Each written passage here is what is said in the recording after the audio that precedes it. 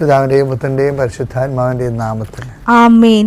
ഇന്ന് സെപ്റ്റംബർ 8 തിങ്കളാഴ്ച നമുക്ക് പ്രാർത്ഥിക്കാം. അമ്മേ പരിശുദ്ധമ്മേ, അമ്മേ പരിശുദ്ധമ്മേ, ദൈവമാതാവേ, കൃപാസനത്തിലൂടെ ഞങ്ങൾക്കും ഞങ്ങളുടെ ദേശത്തിനും അമ്മ മധ്യസ്ഥം തേടി തന്ന എല്ലാ അനുഗ്രഹങ്ങൾക്കും കൃപകൾക്കും ഞങ്ങളിപ്പോൾ ഹൃദയം നിറഞ്ഞ നന്ദി പറയുന്നു. അമ്മേ പരിശുദ്ധമ്മേ, ദൈവമാതാവേ, 2004 ഡിസംബർ 7 ഉച്ച കഴിഞ്ഞ് 2:30 കൃപാസനത്തിൽ സംഭവിച്ച അമ്മയുടെ പ്രത്യക്ഷപ്പെടലിനെ കുറിച്ച് തിരുസഭയ്ക്ക് സമർപ്പിച്ചിരിക്കുന്ന പഠനരേഖകളുടെ മേൽ സഭാത്മകമായ പഠനം ആരംഭിക്കുവാൻ ഞങ്ങൾ പ്രാർത്ഥിക്കുന്നു. അമ്മേ പരിശുദ്ധമ്മേ, ഭൂസ്വർലോകങ്ങളുടെ രാജ്ഞിയായ അങ്ങേയ്ക്ക് ഭൗമസംരക്ഷണത്തിനായി പ്രപഞ്ചപ്രകൃതിയെ തന്നെ തിരുസഭ പ്രതിഷ്ഠിക്കുവാൻ ഈ പ്രത്യക്ഷീകരണം വഴി ഇടയാക്കണമേ. പരിശുദ്ധമ്മേ, ജപമാല മാതാവേ, സകല കൃപാസനം പ്രാർത്ഥനകളോടും ചേർത്ത് ഞങ്ങളിപ്പോൾ പ്രാർത്ഥിക്കുന്ന ഈ കുടുംബത്തിന്റെ പ്രത്യേക നിയോഗം. ഇന്നത്തെ നിയോഗം പറ മക്കളെ.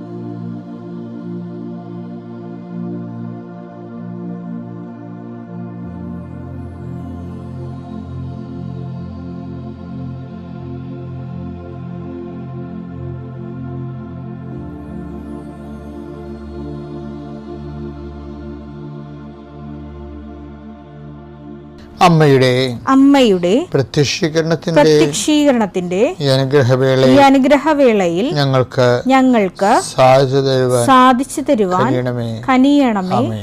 ആമേൻ. വിശ്വാസ പ്രമാണം. സർവശക്തനായ പിതാവും ആകാശത്തിന്റെയും ഭൂമിയുടെയും സൃഷ്ടാവുമായ ദൈവത്തിൽ ഞാൻ വിശ്വസിക്കുന്നു.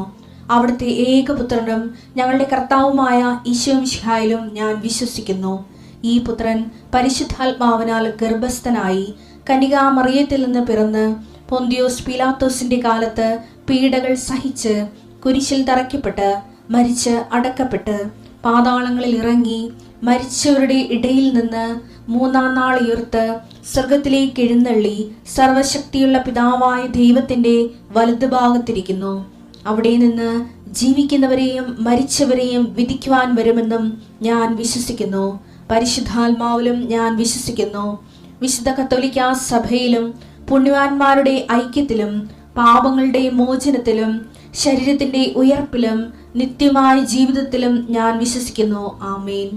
സ്വർഗ്ഗസ്ഥനായ ഞങ്ങളുടെ പിതാവേ, അങ്ങയുടെ നാമം പൂജിതമാകണമേ. അങ്ങയുടെ രാജ്യം വരണമേ. അങ്ങയുടെ തിരുമനസ് സ്വർഗത്തിലെ പോലെ ഭൂമിയിലും ആകണമേ. അന്നു വേണ്ടുന്ന ആഹാരം ഇന്ന് ഞങ്ങൾക്ക് തരണമേ. ഞങ്ങളോട് തെറ്റ് ചെയ്യുന്നവരോട് ഞങ്ങൾ ക്ഷമിക്കുന്നത് പോലെ ഞങ്ങളുടെ തെറ്റുകൾ ഞങ്ങളോടും ക്ഷമിക്കണമേ.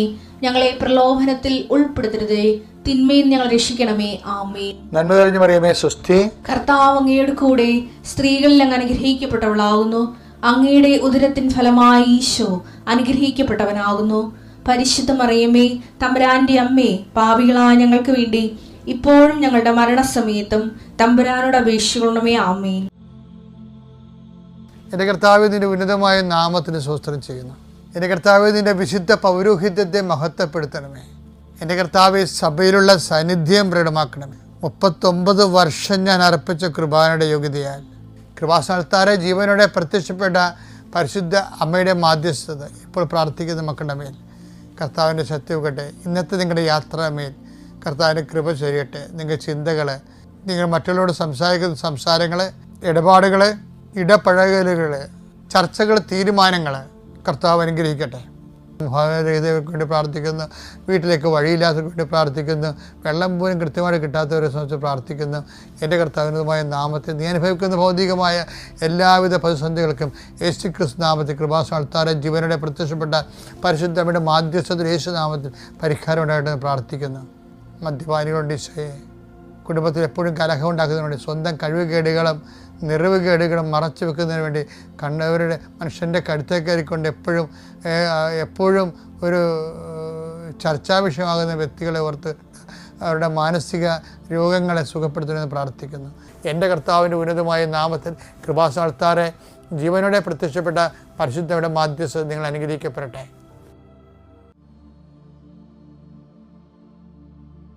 ലുക്ക 13:21 വായിച്ചേ. ഒരുവൻ അവനോട് ചോദിച്ചു, കർത്താവേ, രക്ഷ പ്രാപിക്കുന്നവർ ചുരുക്കമാണോ? എന്താ കാര്യം അറിയാവാ? അതൊക്കെ മുമ്പോട്ട് വചനമുണ്ട് അവിടെ, അത് വായിച്ചേ. അതിന്റെ മുകളിലുള്ള വചനം വായിച്ചേ.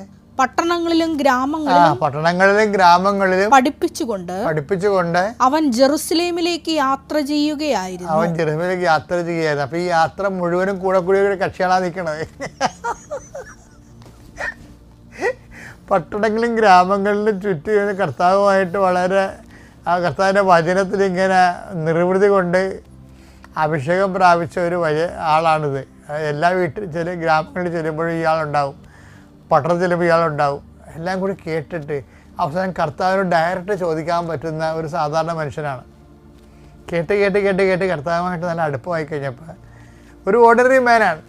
പക്ഷേ ഈ ഓർഡിനറി മാൻ്റെ കുഴപ്പം എന്താണെന്ന് കഴിഞ്ഞാൽ ഇയാൾ എല്ലായിടത്തും കർത്താവ് ചില സ്ഥലത്തും എല്ലാം ഉണ്ടാവും. കർത്താവിൻ്റെ പ്രസംഗത്തോട് ഭയങ്കര ഇഷ്ടമാണ്. അങ്ങനെ രാത്രിയും പകരും നാട്ടിലും നഗരത്തിലുമൊക്കെ ഇയാളെ കാണും. അങ്ങനെ ഈശോയോട് ഡയറക്റ്റ് സംസാരിക്കാൻ പറ്റുന്ന രീതിയിൽ അയാൾ അവസാനം ആത്മാർത്ഥമായിട്ട് വിളിച്ച് ചോദിക്കും, കർത്താവേ, ഞാൻ നിൻ്റെ കൂടെ ഈ ദിവസങ്ങളിലൊക്കെ ഉണ്ടായിരുന്നു, എല്ലാം കൊതിയോടുകൂടി കേട്ടു.